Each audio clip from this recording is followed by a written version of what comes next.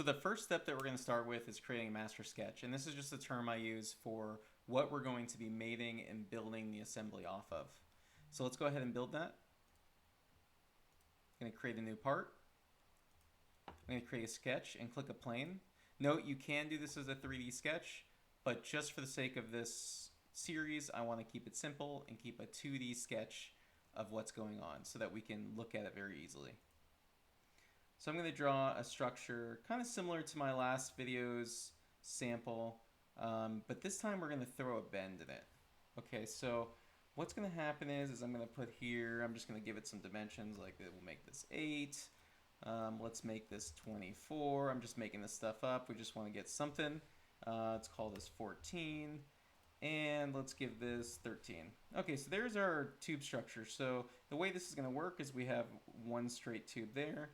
We have another straight tube here, and then this is going to be a straight tube that goes through a bend and straight again. So in order to add that bend in there, I'm going to go ahead and click this sketch fillet. And you could do the sketch fillet in the 3D atmosphere as well.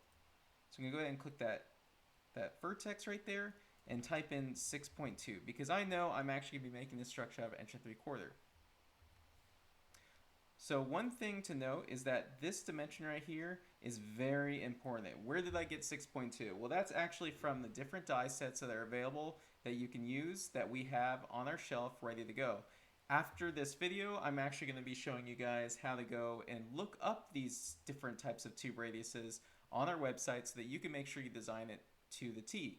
Now, if you were to design this as 6.1, then when we go stick it in our die that results in a 6.2 inch radius, you're going to get a slightly skewed part. Now our software will correct this to a certain extent, but it's best that you model it exactly as our CLRs are given so that you get an accurate model from your end to our end to on the pallet of parts that come to you. So this is our master sketch. So I'm going to go ahead and save this.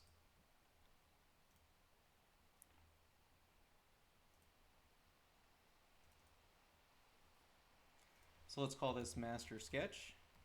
You can name it whatever you want, but I'm just going to use this for the example. All right, so there's our master sketch. This is what we're building. Not sure exactly what it is, but it's going to be a 3-tube structure with a bend, and what we're going to do next is build a master tube. So this is how we start every assembly: master sketch and master tube. So let's go ahead and move on to do master tubes.